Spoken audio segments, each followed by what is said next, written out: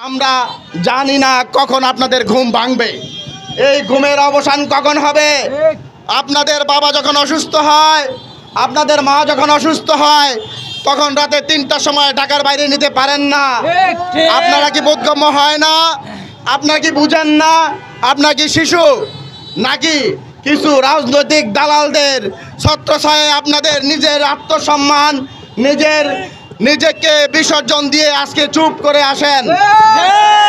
আপনারা অবশ্যই এই ভোলা বরিশাল সেতুর দাবিতে আর আজকে যারা ব্যবসা প্রতিষ্ঠানে বসে আছেন, আপনারা অবশ্যই এই মানববন্ধনে এই ছোট ছোট ভাইদের কাছে এসে আপনাদের এই মানববন্ধনকে সাফল্যমণ্ডিত করার জন্য বিনীতভাবে অনুরোধ করছি। আপনারা ইতিমধ্যে বিভিন্ন মেহমানরা আসবে, আপনারা ধৈর্য সহকারে বক্তব্য শুনবেন এবং ভোলা বরিশাল সেতুর দাবিগুলো আপনারা জাতির সামনে তুলে ধরবেন। দাবি মোদের একটাই, দাবি মোদের একটাই, যদি নিতে চাও ভোলাকে সেতু দাও, ভোলাবাসীর ঘোষণা, ভোলাবাসীর ঘোষণা, ভোলাবাসীর ঘোষণা, ফিরবো না, ভোলাবাসীর ঘোষণা, ছাড়া ফিরবো না, ভোলাবাসীর বলাই দাও। দাবি মোদের একটাই। সকল মানুষ তো আমরা যারা ভোলা বরিশাল সেতুর দাবিতে, ভোলা বরিশালের সেতুর দাবিতে বিক্ষোভে উপস্থিত হব। আমাদের এটা হচ্ছে প্রাণের দাবি, এটা আমাদের কোনো দলের দাবি নয়।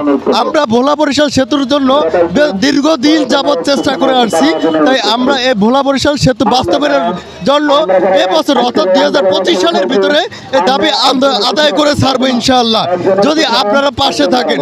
আর যদি পাশে না থাকেন ভাই, আপনারা যদি পাশে না থাকেন তাহলে আমরা কিছুই করতে পারবো না, এই দাবি আদায় করতে পারবো না।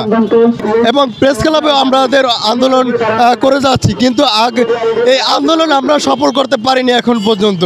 আমাদের গ্যাস দেওয়ার কথা ছিল, গ্যাস দেয়নি। ব্রিজ দেওয়ার কথা ছিল, এখনও কোনো ব্রিজ, আমাদের শিল্প কারখানা দেওয়ার কথা ছিল। আমাদের ভোলাতে কিন্তু অনেক ফসল উৎপাদন হয়, যা আমরা ঢাকায় নিতে বা দেশের বাইরে নিতে অনেক আমাদের কস্টিং হয়ে যায়। আর আমাদের মনে করেন যে ফেরি, এই ফেরিতে সময় লাগে, এই 24 ঘন্টা ফেরির আগে যে গাড়িতে থাকে পণ্যগুলো নষ্ট হয়।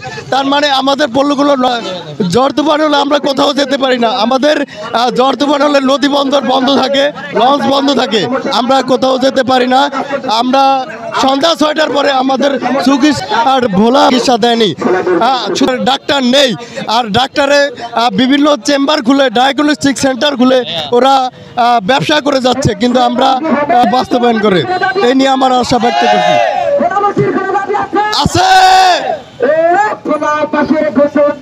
সেতু ছাড়া ফিরব না, সেতু ছাড়া ফিরব না,